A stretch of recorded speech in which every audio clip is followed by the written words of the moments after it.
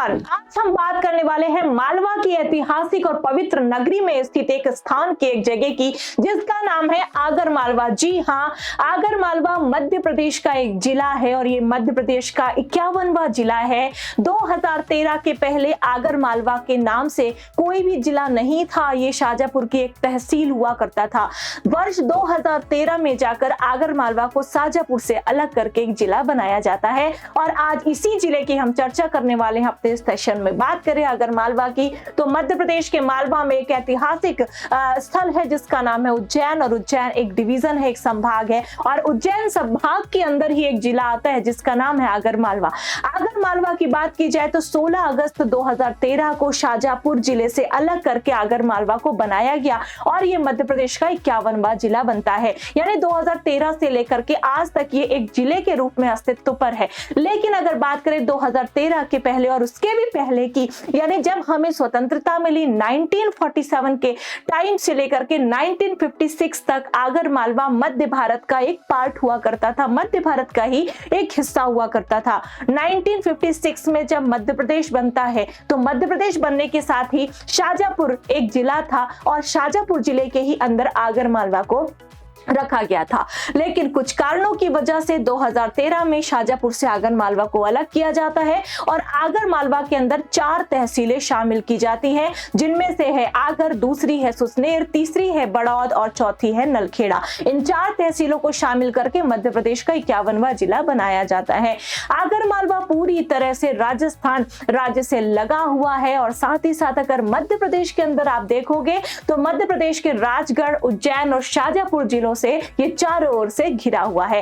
क्योंकि ये राजस्थान से सटा हुआ इलाका है, राजस्थान से अपनी सीमाएं बनाता है, इस वजह से यहाँ पर जो कल्चर है, यहाँ की जो संस्कृति है वो भी कहीं ना कहीं राजस्थान से मिली जुली ही आपको नजर आएगी। अगर हम इसके इतिहास में चले और बात करें कि आखिर आगर मालवा की स्थापना किसने की है, तो आगर मालवा की स्थापना की है राजा आगर्य भील ने और ये की थी 10वीं शताब्दी के आसपास। और शायद इन्हीं के नाम पर, क्योंकि इनका नाम आगर्य भील था और इसी वजह से इसका नाम आगर मालवा, और मालवा में होने के कारण इसका नाम आगर और मालवा पड़ा, यानी आगर मालवा पड़ा। और आपने जाना ही कि 1947 से लेकर 1956 के बीच में आगर मालवा मध्य भारत का एक हिस्सा रहा था और 1956 के बाद इसे शाजापुर के अंदर शामिल किया गया था। यहाँ पर अगर हम इसके साक्ष्यों की बात करेंगे तो यहाँ पर कई हजारों साल पुराने साक्ष्य मिले हैं, लगभग 4000 वर्ष पुराने यहाँ से बहुत सारे साक्ष्य मिले हुए हैं। और साथ ही साथ परमार काल की बहुत सारी यहाँ से प्रतिमाएं प्राप्त हुई हैं, जिससे यह मालूम पड़ता है कि परमार राजाओं का कहीं ना कहीं यहाँ पर भी एक प्रमुख केंद्र के रूप में आगर मालवा भी हुआ करता था। परमारों के बाद जब बात करेंगे हम आगर मालवा की, तो यहाँ पर सिंधिया वंश ने भी अपना अनुविभाग स्थापित किया था। सिंधिया वंश का भी कहीं ना कहीं यहाँ पर रोल नजर आता है और सिंधिया वंश का ये जो अनुविभाग था, इसके बहुत सारे साक्ष्य आज भी मौजूद है। आपको बहुत से किले देखने के लिए मिल जाएंगे, जहां पर आज आगर मालवा का जो न्यायालय है, जो प्रशासनिक भवन है, वो सारे ही यहाँ पर लगते हैं। उसके बाद जब हम बात करेंगे ब्रिटिश काल की, तो अंग्रेजों ने अपनी एक छावनी यहाँ पर बनाई थी। साथ ही साथ ब्रिटिशर्स ने यहाँ पर जिस गार्डन की स्थापना की थी उसे आज कंपनी गार्डन के नाम से जाना जाता है।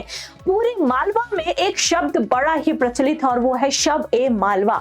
शब ए मालवा का जो शब्द है ये कहीं ना कहीं आगर मालवा से आया है। शब का मतलब होता है शीतल, शब का मतलब होता है शरबती, शब का मतलब होता है नमी। यानी कि जब मुगलों का टाइम चल रहा था और मांडू जो था मुगलों का केंद्र बना हुआ था, उस टाइम पर आगर मालवा ग्रीष्म प्रवास की दृष्टि से काफी ज्यादा पसंद किया जाता था और तब से लेकर के आज तक पूरे मालवा में आगर मालवा का ही एक शब्द प्रचलित है, जिसे हम शब ए मालवा के नाम से जानते हैं। इस जिले का मुख्यालय बनाया गया है आगर मालवा को और इसका जो क्षेत्रफल है वो है करीब 2700 किलोमीटर स्क्वायर के आसपास।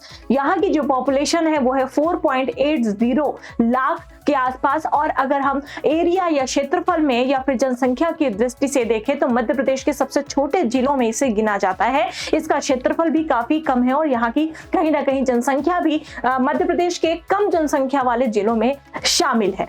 आगर मालवा में 2 विधानसभा क्षेत्र हैं, यानी 2 विधानसभा सीट्स हैं और लोकसभा सीट 1 है। यहाँ की अगर सेक्स रेशियो की बात करेंगे तो प्रति 1000 पुरुषों में 949 महिलाएं हैं और करीब 512 गांवों से बना हुआ है, यानी 512 गांव आपको आगर मालवा के अंदर मिल जाएंगे।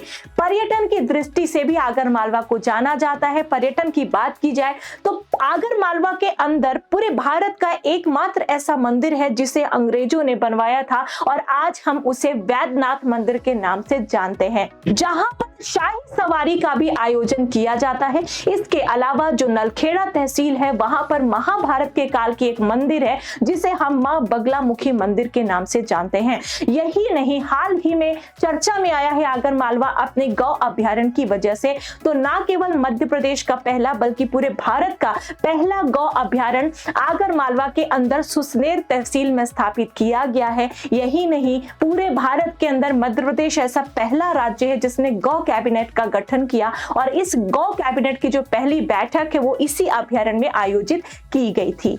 जैसा कि आपने जाना कि मुगल काल से इसे शब-ए-मालवा के नाम से जानते थे। इसकी जो क्लाइमेट है, यहाँ का जो जलवायु है वो संतरे की खेती के लिए उपयुक्त है और अपने क्लाइमेट के कारण ही यह शब-ए-मालवा के नाम से जाना जाता है। यहाँ की जो सबसे प्रमुख नदी है वो है काली सिंध।